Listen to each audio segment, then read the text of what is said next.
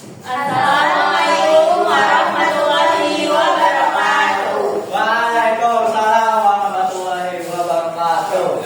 Izin mengawali, politik bukan sekadar tentang kekuasaan, tapi tentang keberanian untuk memperjuangkan kebenaran. Karena masa depan bangsa ada di tangan mereka yang peduli dan berani bersuara. Selamat siang teman-teman semua, kami dari kelompok 5 akan menjelaskan tentang kehidupan politik masa demokrasi liberal kepemimpinan Kabinet Burhanuddin Harahap. Sebelumnya, perkenalkan saya Faiza sebagai moderator yang akan memandu jalannya presentasi pada siang ini. Saya Windy Natalia. Saya Putri Indiani. Saya Disa Persangkara. Nah teman-teman, sebelumnya saya akan menjelaskan tentang profil Kabinet Burhanuddin Harahap. Beliau lahir di Medan. Burhanuddin berasal dari keluarga Batak dan ayahnya merupakan pegawai pemerintah kolonial. Ia pindah ke Pulau Jawa untuk melanjutkan studi dan memulai aktif dalam pergerakan nasional sebelum berkuliah di Sekolah Tinggi Hukum Batavia, meskipun tidak selesai karena mulainya pendudukan Jepang.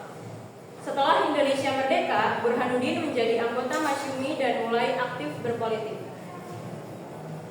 Langsung saja masuk ke materi pertama, yaitu ada tentang program kerja Kabinet Burhanuddin Harahap yang akan disampaikan oleh pemateri pertama, yaitu Windy Natalia. Program kerja yang pertama itu memerintahkan pihak polisi militer PM untuk menangkap Peter Bidoni sebagai mantan Menteri Kehakiman dalam Kabinet Arif atas tujuan politik. Yang kedua, melaksanakan pemilu secara baik, maksimal dan cepat mungkin.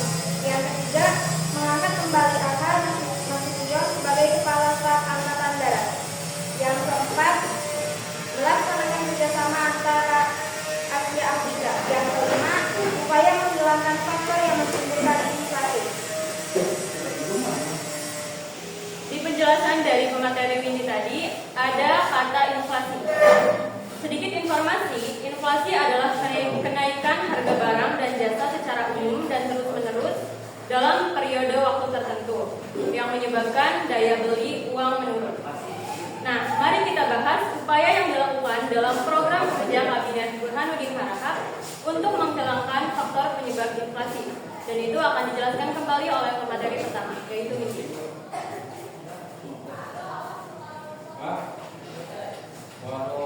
Merevisi sistem impor, mengurangi defisit anggaran dengan menekankan pengeluaran negara yang tidak perlu, menghapus program benteng yang membatasi impor karena dianggap menyebabkan kelangkaan barang dan kenaikan harga. Melalui langkah tersebut, kondisi ekonomi dan tingkat inflasi Indonesia mulai membaik. Selanjutnya ada poin-poin penting rencana kerjasama dengan Asia Afrika yang akan dijelaskan kembali oleh pemateri ini.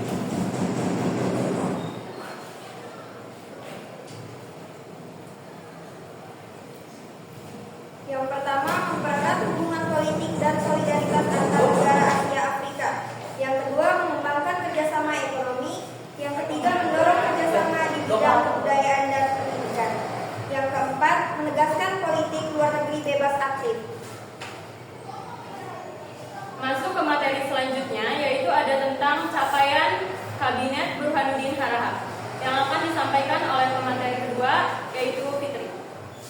Capaiannya itu adalah satu, kesuksesan dalam penyelenggaraan pemilu 1955 sebagai cermin iklim demokrasi.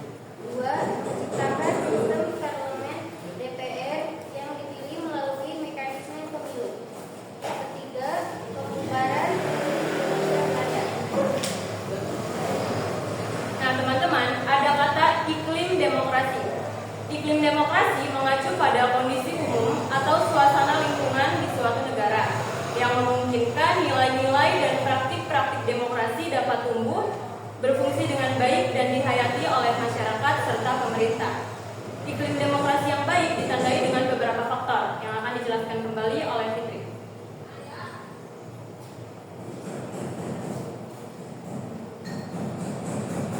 Iklim demokrasi mengacu pada kondisi umum atau suasana lingkungan di suatu negara yang memungkinkan nilai-nilai dan praktik-praktik demokrasi dapat tumbuh, berfungsi dengan baik.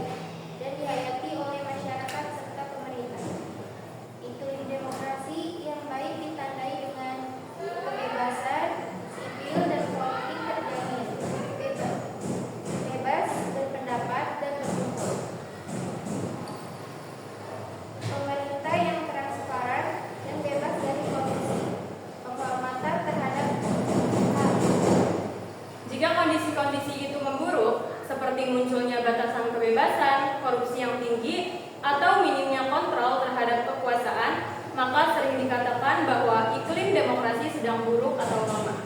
Selanjutnya ada kata parlemen. Untuk sebagian mungkin ada yang belum tahu parlemen itu apa.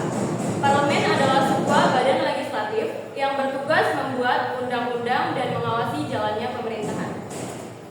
Selanjutnya ada kata Uni Indonesia Belanda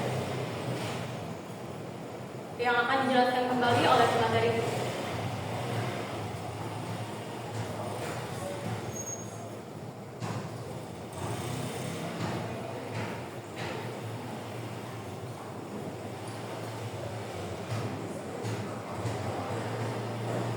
Ini adalah suatu hubungan konfederasi persatuan beberapa entitas yang berdaulat, contohnya negara atau organisasi, antara Kerajaan Belanda dan Republik Indonesia Serikat (RIS), yang berlangsung dari 27 Desember 1949 hingga 1956. Materi selanjutnya yaitu ada tentang penyebab jatuhnya Kabinet Burhanuddin Harahap yang akan disampaikan oleh pemateri selanjutnya yaitu Adisya. Penyebab jatuh kabinet Burhanuddin Harahap yaitu jumlah suara partai yang diwakilinya tidak cukup besar untuk mencapai jumlah kursi mayoritas di DPR. Banyaknya mutasi dalam lingkungan pemerintah dianggap menimbulkan ketidaktenagaan. Kata mutasi dalam konteks pemerintahan, mutasi merujuk pada perpindahan atau perubahan posisi pejabat dalam suatu organisasi atau lembaga pemerintah. Mutasi bisa terjadi karena berbagai alasan dan akan dijelaskan kembali oleh pemateri Indonesia.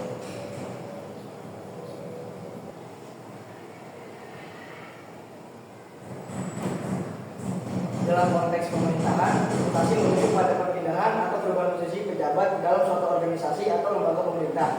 Mutasi bisa terjadi karena berbagai alasan, seperti mutasi jabatan atau perpindahan karyawan dari satu fungsi ke fungsi lain. Yang kedua ada promosi atau untuk meningkatkan efisiensi penyelesaian pekerjaan dengan cara paling hemat, sumber daya tanpa mengurangi hasil yang diinginkan, dan efektivitas kemampuan mencapai tujuan yang diinginkan. Nah teman-teman, itulah tadi beberapa poin pendukung tentang kehidupan politik masa demokrasi liberal kepemimpinan Kabinet Burhanuddin Harahap. Semoga dari apa yang disampaikan barusan bisa menambahkan wawasan dan pengetahuan teman-teman menjadi lebih luas. Karena seperti yang dikatakan oleh Carl Sagan, bahwa pengetahuan bukanlah sekadar kumpulan fakta, tetapi sebuah cara untuk memahami dunia di sekitar kita. Terima kasih atas atensinya. Kami kelompok 5 pamit. Sampai jumpa di diskusi selanjutnya. Wassalamualaikum warahmatullahi wabarakatuh. Thank you guys. Sehat-sehat kalian dan jaga diri kalian. Dan ingat guys, kalian sudah melalui banyak rasa sakit. Kalian kuat, kalian bisa lalui lebih banyak rasa sakit itu. Karena sekali lagi guys, gue bilang ke kalian guys, Tuhan gak akan memberikan cobaan yang tidak disanggupi oleh hambanya guys. Semua yang kalian lalui itu guys sudah sejalan Tuhan. Dan Tuhan tahu kalian bisa melalui itu ya. Kalian kuat guys, thank you. Brando Winda, signing out.